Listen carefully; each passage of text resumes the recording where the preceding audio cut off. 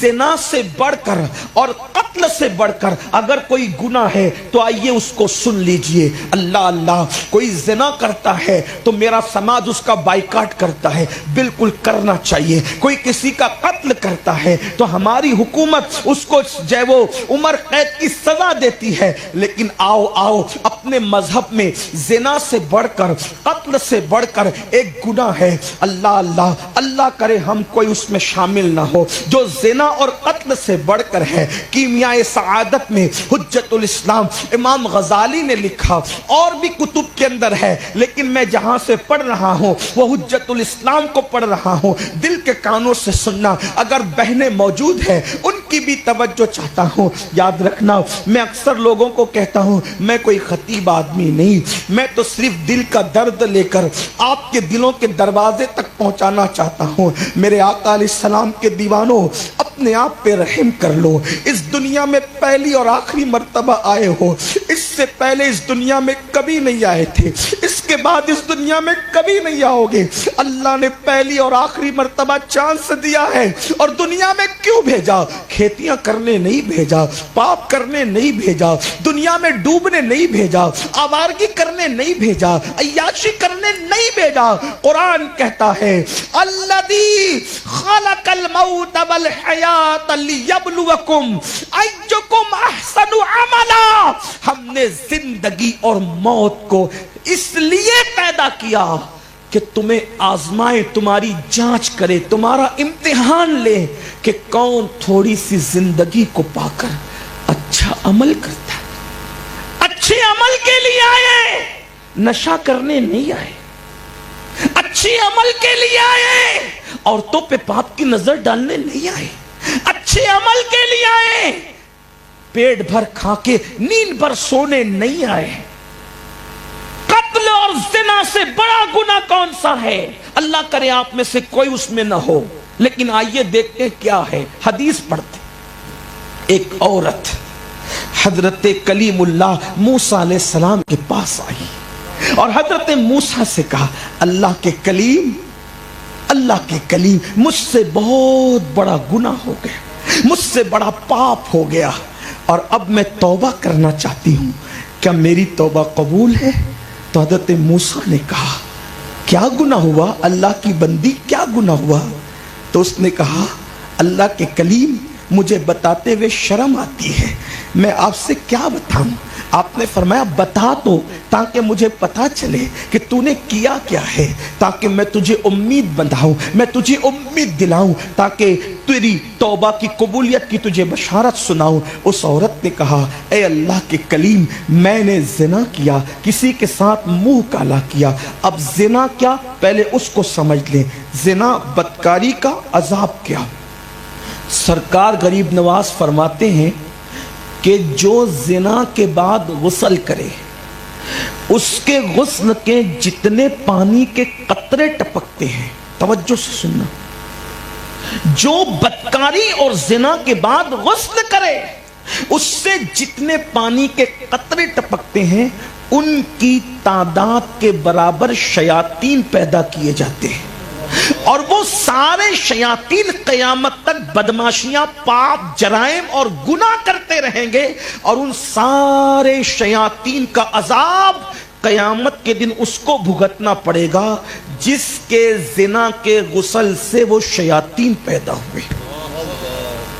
اپنے گناہ کا عذاب ہم سے برداشت نہیں ہو سکتا، اپنے جرائم اور پاپ کو ہم بھگتتے بھگتتے تھک جائیں، برداشت نہیں کر ان شیاطین کا وبال. اور یہ کس کے لیے؟ جو زنا کا. اسی پہ بس نہیں، بلکہ یہاں تک میرے آقا علیہ السلام نے فرمایا، اگر حدیث میں یہ بات نہ آتی میں بیان کرنے کی جرات نہیں رکھتا. میرے آقا فرماتے ہیں قیامت کے دن جب بدکاری کرنے والے، زنا کرنے والے آئیں گے تو اس حالت میں کہ ان کی شرمگاہ پر جہنم کی آگ دہکائی جائے گی، ان کو آگ کا کرتا اور قمیص پہنایا جائے گا.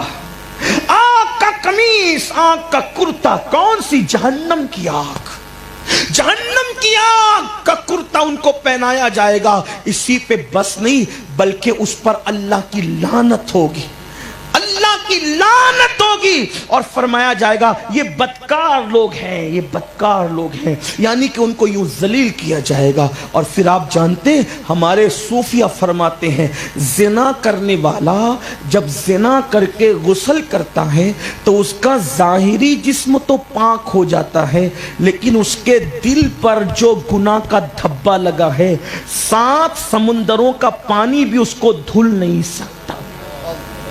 اس کا انسائیڈ، اس کا اندرون، اس کا باطن جو ناپاک ہوا ہے زنا سے، اس کو 7 سمندر کے پانی بھی دھل نہیں سکتے۔ یہ ہے، اور آج میری قوم فیشن کے طور پہ کر رہی ہے۔ 16 17 سال کے لڑکے اور لڑکیاں بدکاریوں میں مبتلا ہیں، گندی فلمیں دیکھ دیکھ کر اس بے حیائی میں مبتلا ہے کسی میں طاقت، ہے کسی میں قوت جو اللہ کا عذاب برداشت کر سکے۔ ارے نادان، میرے اللہ کے عذاب کی جھلکیاں اگر آ جائے تو کروڑ پتی بھیک مانگنے پر مجبور ہو جائے۔ تم نہیں جانتے یہ سیریا اور ٹرکیا میں وہ لوگ جو لوگوں کو بھیک دیتے تھے آج وہ خیموں کے اندر پناہ لینے پہ مجبور ہے۔ اللہ اکبر، اللہ اکبر۔ مال پر غرور نہ کرو، طاقت پر غرور نہ کرو، جوانی پر گھمنڈ مت کرو۔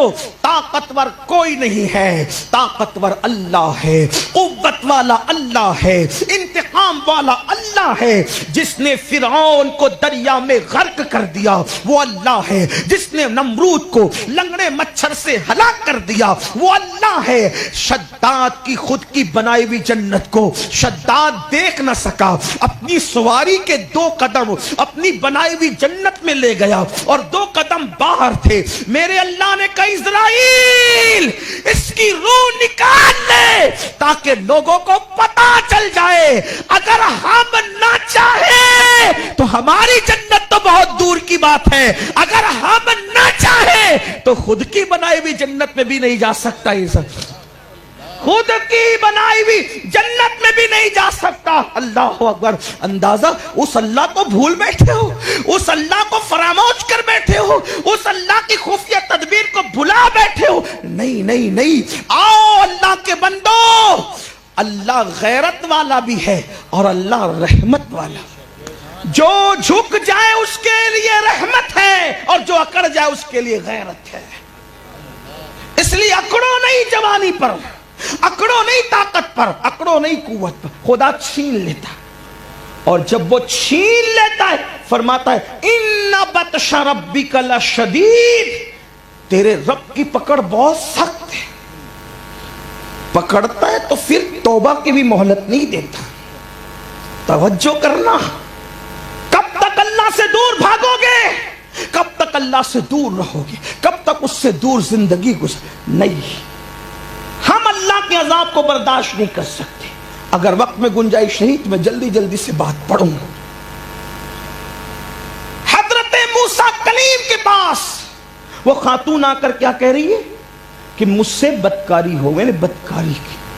حضرت موسیٰ لرز گئے، کیونکہ جو جتنا اللہ کا محبوب ہوتا ہے وہ اتنا اللہ سے ڈرتا ہے، جو جتنا اللہ کا مقرب ہوتا ہے وہ اللہ سے اتنا ڈرتا ہے۔